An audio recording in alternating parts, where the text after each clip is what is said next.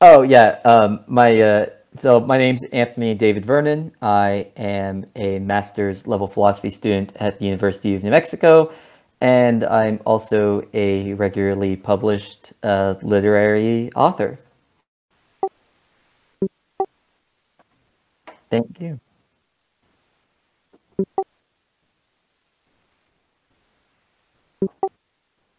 No, thank you so much for doing that.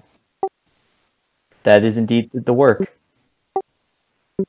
Huh? Oh no, I'm a master's student. So right now I'm in my master's degree. Yeah. So I am currently applying to PhD programs, but I there's no acceptance yet. So we shall see on that.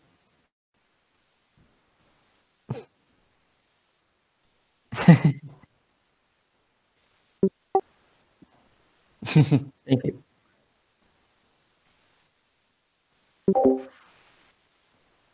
So love I view as most akin to a fling.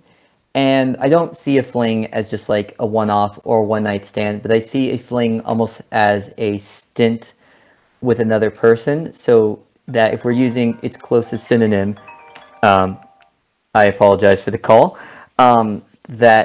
That love's closest synonym is the fling, and that love itself is more this quick but temporary passion. That doesn't mean you can't sustain love for something over time. However, it comes in bursts, right? And it's not always happening.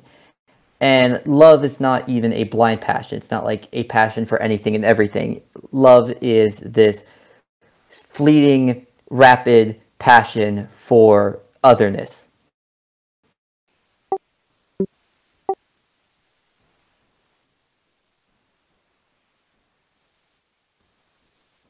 Hmm.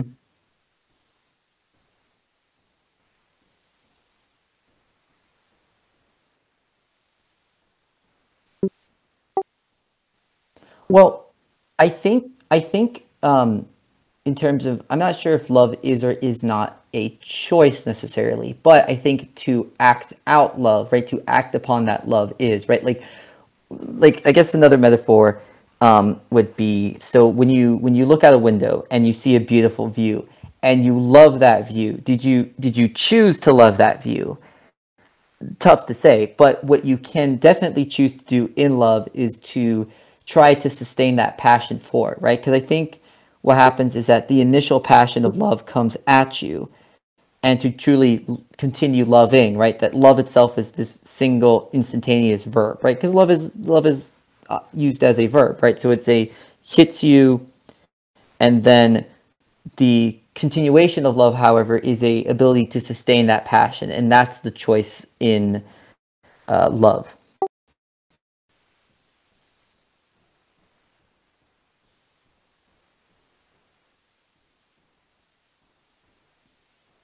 Hmm.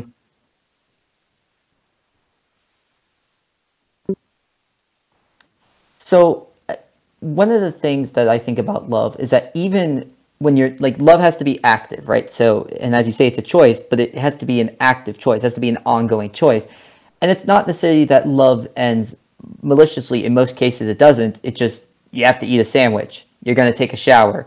You're texting someone. You're playing a video game, right? So like unless you are actively going about loving, then there is not love there, right? Like love has to be intentional and on the mind and like or it has to be there in order to be love. So yes, you can love the same person for 80 years. However, I do think that this is difficult because not in the sense of the duration of time, but more in the sense of that through 80 years the other loses their otherness and they become familiar and they almost become a part of you, and therefore you lose the ability to have that love because it's not impossible, but it's quite difficult to sustain that otherness of the other.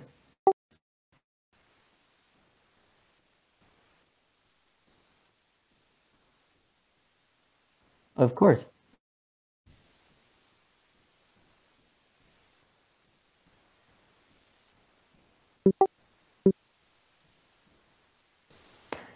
Yes, I do. However, I think the claim to objective truth I can only make out of faith. So, right, you're right. So I can't prove that there's objective truth. However, I have faith that there is objective truth, and I don't mean faith in a religious sense of the word, not religious faith, but faith in the sense of trust, right? Like that unyielding trust, and in the moment, right? Because it's not doesn't mean that faith has to be permanently unyielding, but like in this moment, I'm not going to yield my trust from the objectivity of truth.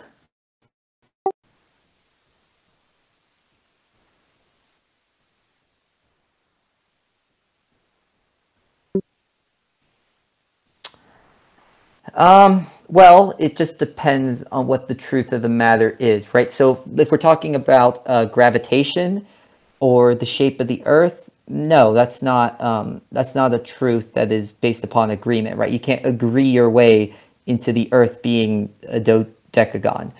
But if we're talking about, let's say, perceptive truths, right? Like how individuals are understood. So let's say the truth of the matter is that Voldemort is evil, right? That is a subjective truth, right? So I do think there is objective truths and subjective truths that exist alongside each other, but they just apply to different things.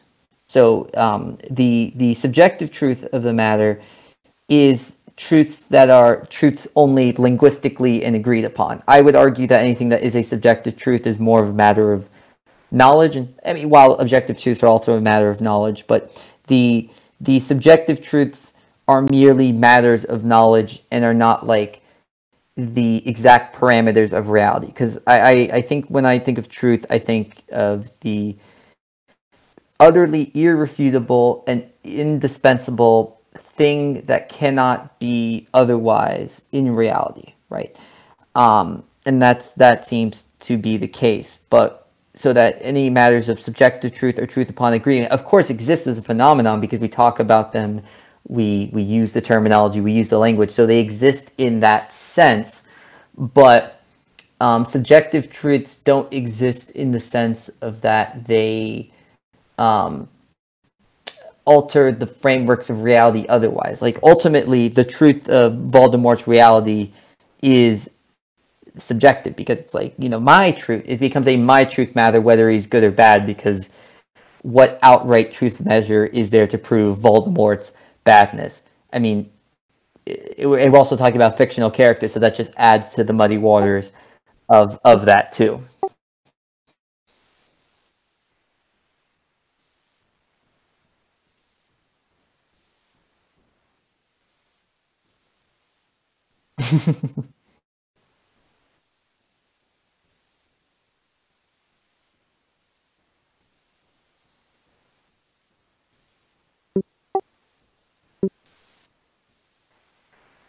Um, well, I think the what's the wisdom to me, I think, is there's an Aerosmith line, and that's to live and to learn from fools and from sages, right? So wisdom to me, I think, is an ability to differentiate sort of what works in the world for oneself, right? Like you could see wise men on Calle Ocho playing dominoes, but you can also see wise men in university halls, or you could see wise, like there's, you know, wisdom, I don't think comes in one shape and form. I think wisdom is a very personalized thing.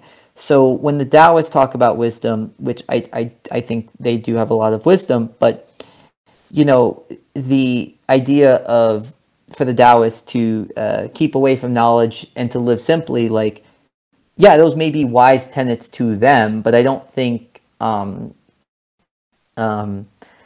wisdom that would be a universal wisdom. So I guess I see wisdom as sort of acting out one's flourishing, or not even acting out, I should say, because that's more flourishing in of itself. But wisdom is the ability to learn what allows one to flourish as a person. And